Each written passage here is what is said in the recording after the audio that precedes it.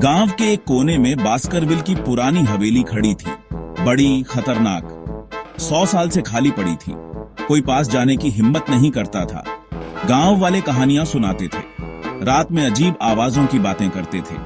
कहते थे पुराने जमींदार का भूत हवेली में रहता है। जमींदार का कत्ल नींद में हुआ था। कहते थे उसकी आत्मा अब भी हवेली में भटकती है, शांति की तलाश में। हवेली एक रहस्य थी, कोई नहीं जानता था इसके राज क्या है, लेकिन सब डर के मारे पता करने से भी डरते थे।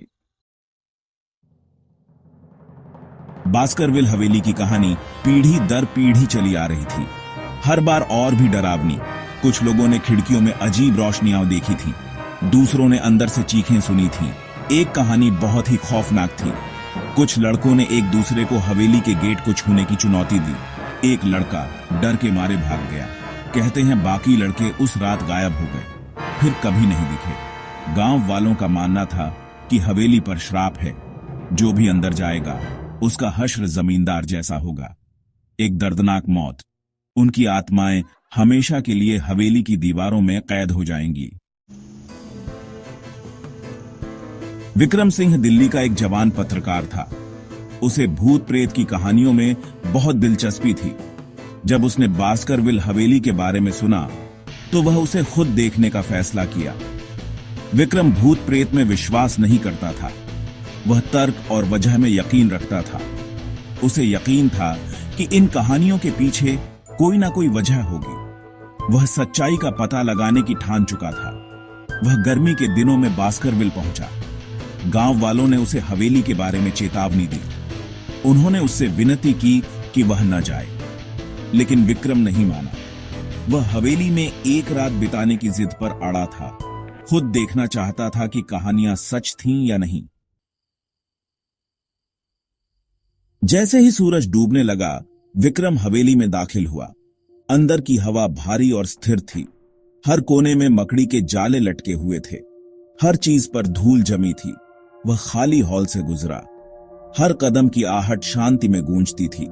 उसे अपनी रीढ़ में ठंडक महसूस हुई। उसने उस एहसास को दूर भगाने की कोशिश की। यह बस एक पुराना घर था, डरने की कोई बात नहीं थी। वह जमींदार के पुराने कमरे में पहुंचा। अंधेरा और धूल भरा था। हवा में सड़ांत सी महक थी। उसे कमरे में किसी की मौजूदगी का एहसास हुआ। वह जल्दी से मुड़ा, लेकिन वहां कुछ भी नहीं था। भाग 5, खामोशी की आवाजें। विक्रम धूल भरी कुर्सी पर बैठ गया। उसने अपनी कॉपी और पेन निकाला, लिखना शुरू किया। वह सब कुछ लिखना चाहता था। अचानक एक आवाज से सन्नाटा टूट गया। ऊपर की मंजिल से लकड़ी के फर्श के चटकने की आवाज। विक्रम ने ऊपर देखा। उसका दिल तेजी से धड़क रहा था। वह ध्यान से सुनने लगा। उसे फिर से छटकने की आवाज सुनाई दी। फिर पैरों की आहट की आवाज आई। कोई ऊपर टहल रहा था। विक्रम धीरे धीरे खड़ा हो गया। वह दरवाजे की तरफ बढ़ा। उसने चाबी के छेद से सुना। वह सुन सकता था कि कदम उसकी ओर बढ़ रहे हैं। उसने अपनी सांस रोक ली। दरवाजा चरमराकर खुल गया। कमरे में ठंडी हवा का झोंका आया।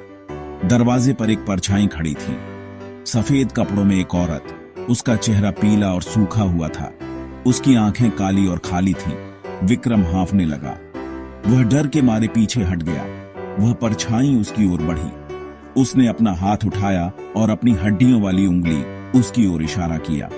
उसकी आवाज धीमी थी, बाहर निकल जाओ। विक्रम मुड़ा और भागा। उसने पीछे मुड़कर नहीं देखा।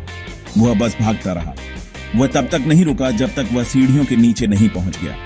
उसने एक दरवाजा देखा जो उसने पहले नहीं देखा था। वह एक भारी पर्दे के पीछे छिपा हुआ था। उसने पर्दा हटाया और दरवाजा खोल दिया। यह एक गुप्त रास्ता था। उसने संकोच नहीं किया। वह अंधेरे में कूद गया। वह तब तक भागा जब तक वह और नहीं भाग सका। वह खुद को एक छोटे नम कमरे में पाया। कोने में एक लकड़ी के संदूक के अलावा यह खाली था। उसने संदूक खोला। अंदर उसे पुराने पत्रों और दस्तावेजों का ढेर मिला। वह पढ़ने लगा। पत्रों में जमींदार और उसकी पत्नी की कहानी बताई गई थी। जमींदार एक क्रूर आदमी था। उसने अपनी पत्नी को हवेली में कैद कर दिया था। वह वहीं मर गई, टूटे दिल और अकेली। दस्तावेजों ने जमींदार की मौत का सच उजागर किया। उसका कत्ल नहीं हुआ था, उसने खुद अपनी जान ले ली थी। अपराध बोध और निराशा से पागल हो गया था। विक्रम को सच्चाई का एहसास हुआ। हवेली में जमींदार के भूत का साया नहीं था, उसके अपराधों की यादों का साया था, और उसकी पत्नी का भूत इंसाफ मांग रहा था। सूरज उगने के साथ ही विक्रम हवेली से निकल गया। उसे सच्चाई मिल गई थी, लेकिन वह जानता था कि कुछ राज दफन ही रहने चाहिए। उसने तय किया कि जो उसने पाया है वह किसी को नहीं बताएगा। गांव वालों को हवेली से डरने की कोई बात नहीं थी। असली राक्षस बहुत पहले चले गए थे।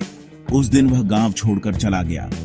हवेली और उसमें रहने वाले भूतों की याद हमेशा उसके साथ रहेगी। एक याद दिलाती है कि कभी कभी सबसे डरावने राक्षस वे नहीं होते जिन्हें हम देख सकते हैं, बल्कि वे हैं जो हमारे दिलों में छिपे हैं।